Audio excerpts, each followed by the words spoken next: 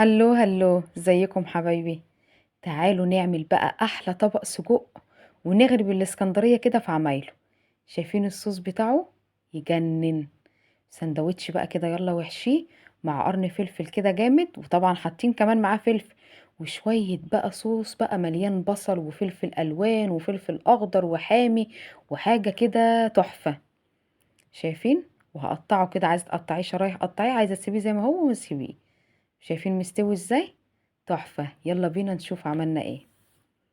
هنيجي معانا هنا نص كيلو من السجق البلدي، وبصلاية متقطعة، وفصين توم، وفلفل اخضر واصفر، وشوية زيت وصلصة. هنيجي بقى هنا في الطاسة بتاعتنا معلقتين اتنين زيت بس، لان السجق بيبقى اصلا مليان دهون. تمام. وهنيجي بقى لما تسخن شوية كده هننزل السجق بتاعنا اول حاجة، وهنفضل بقى نشوح فيه اول ما يغير لونه كده. انا هبدأ بس اروح اجيب اسباتولا او حاجة اقلب بيها اهو، افكه من بعضه. واول ما يغير لونه هنزل بالبصل الاول بس، وهفضل برضه اشوحه كده لحد ما البصل ايه يدبل شوية اهو. هقلبه بقى كده تقلبتين.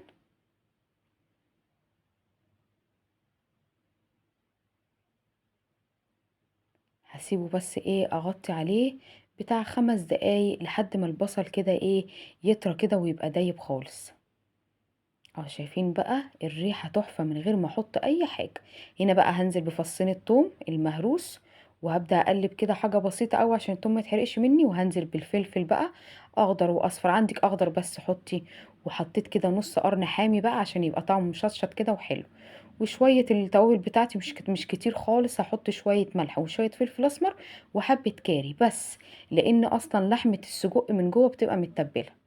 وهنا حطيت معلقة صلصة تخلي لونه حلو كده وطعمه مسكر. وهقلب الكلام ده كله وهسيبهم هو 10 دقايق بالظبط، وهيكون مستوي معانا وحلو جدا. هقلبه بس كده تقليبة. لو نشف منك خالص حطي له شوية مية بس. هغطيه واسيبه يستوي على نار هادية خالص. اهو خلاص كده استوى. يعني هو ما كملش كمان ال10 دقايق. شايفين شكله؟ وريحته بقى فظيعة. هقفل بقى عليه واحطه في طبق التقديم. اهو هبدأ بقى اغرفه. شمين الريحة يا جماعة، يا ريتكم كنتوا شمينها. فظيعة. والصوص بتاعه تحفة، يتاكل اكل كده. رغيفين عيش بلدي بقى وقرن فلفل، ويلا تعالوا كلوا معايا. قرن الفلفل بقى الحامي كده، شوية بقدونس. وجربوا الوصفة دي ان شاء الله وهتعجبكم. لايك وشير. باي باي.